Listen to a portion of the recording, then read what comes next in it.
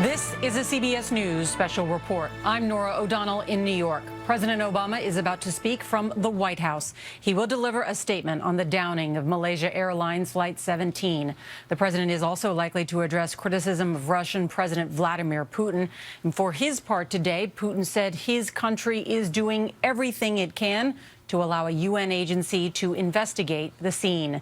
The probe has been hampered since the Boeing 777 was shot down Thursday over eastern Ukraine, resulting in the deaths of 298 people. For the first time this morning, armed rebels allowed forensic experts from Holland to view the bodies, many of which are now being kept in rail cars about 10 miles from the disaster site. Let's bring in our chief White House correspondent, Major Garrett. And Major, we heard from President Putin overnight. Is this going to be a response from President Obama? It will in part, Nora. The White House has done everything it could so far to not personalize this as a conflict between the United States and Russia and to internationalize all the pressure the White House would like to bring to bear on Vladimir Putin and the Russian government to lean on the separatists to do everything they can to make sure this investigation, hampered, as you said already, by tampering with the evidence, put that on track, at least a track that could lead to some conclusive evidence and definitive conclusions about exactly what happened to bring down Malaysia Airlines Flight 17. The president will also address hostilities in the Middle East, Israel's efforts to quell the rockets coming from Hamas fired from Gaza City and surrounding areas. Secretary of State John Kerry is due to arrive in Cairo, Egypt later tonight to begin the process of trying to obtain a prolonged ceasefire between the two. But Ukraine will be the top of these president's remarks, putting pressure on Putin to get him to do more for this investigation. Here's the president. Good morning, everybody. I want to make a brief statement about the tragedy in Ukraine.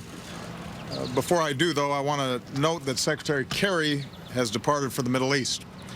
As I've said many times, Israel has a right to defend itself against rocket and tunnel attacks from Hamas.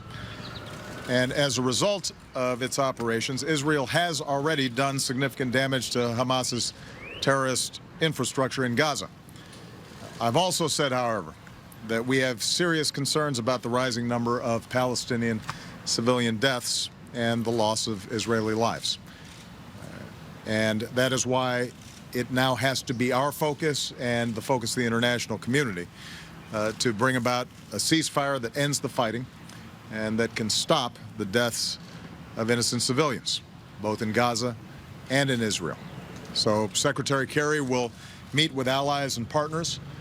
I've instructed him to push for an immediate cessation of hostilities based on a return to the November 2012 ceasefire agreement between Israel and Hamas in Gaza. The work will not be easy. Obviously, there are enormous passions involved in this and some very difficult strategic issues involved. Nevertheless, I've asked John to do everything he can to help facilitate a cessation to hostilities. We don't want to see any more civilians getting killed.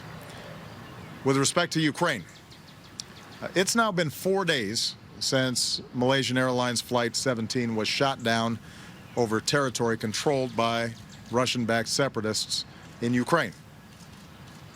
Over the last several days, our hearts have been absolutely broken as we've learned more about the extraordinary and beautiful lives that were lost. Men, women, and children, and infants who were killed so suddenly and so senselessly.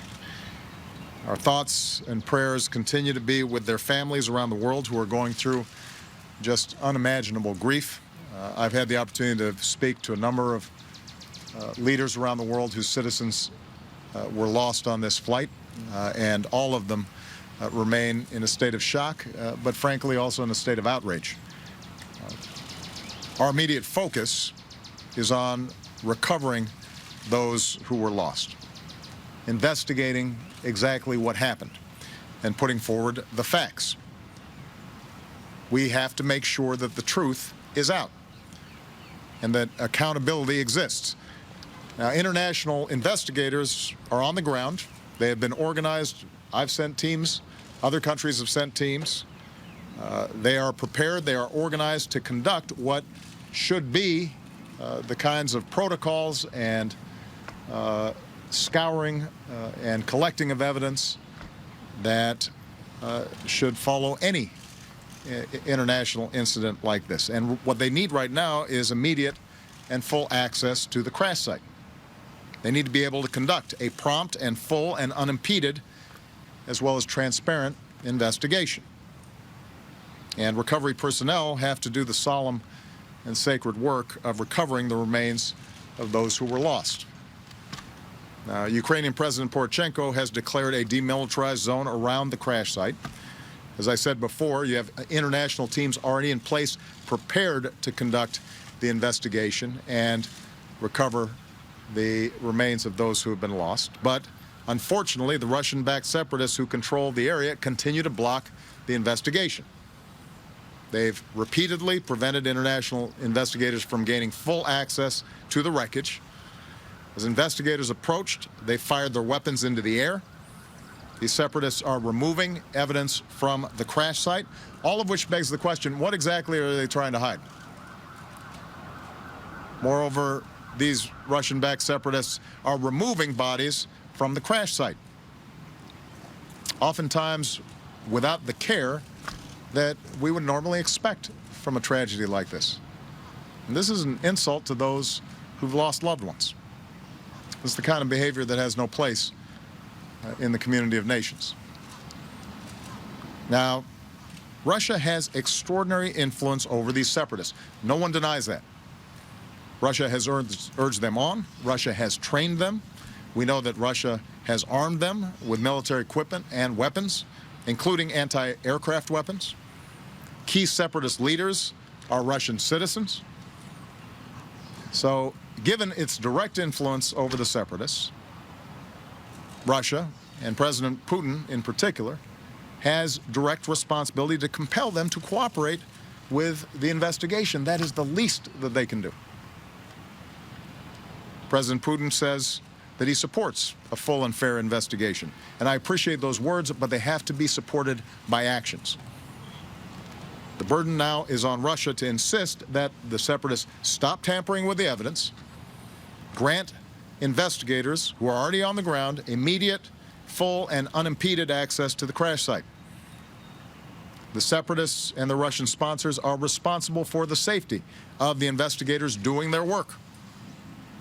And along with our allies and partners, we will be working this issue at the United Nations today.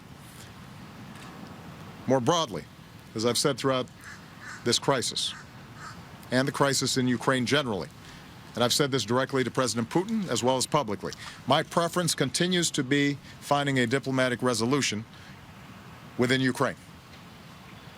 I believe that can still happen. That is my preference today, and it will continue to be my preference. But if Russia continues to violate Ukraine's sovereignty and to back these separatists, and these separatists become more and more dangerous and now are risks not simply to the people inside of Ukraine, but the broader international community, then Russia will only further isolate itself from the international community, and the costs for Russia's behavior will only continue to increase. Now's the time for President Putin and Russia to pivot away from the strategy that they've been taking and get serious about trying to resolve hostilities within Ukraine in a way that respects Ukraine's sovereignty and respects the right of the Ukrainian people to make their own decisions about their own lives. And time is of the essence. Our friends and allies need to be able to recover those who were lost. That's the least we can do. That's the least that decency demands. Families deserve to be able to lay their loved ones to rest with dignity. The world deserves to know exactly what happened. And the people of Ukraine deserve to determine their own future. Thanks.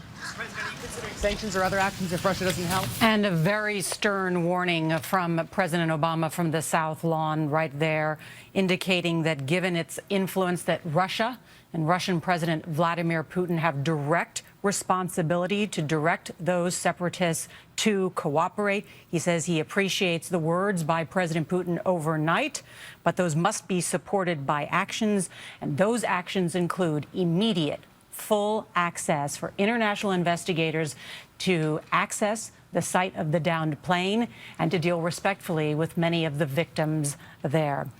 And our coverage is going to continue throughout the day on this CBS station and online at cbsnews.com. And we'll have a full report tonight on the CBS Evening News with Scott Pelley.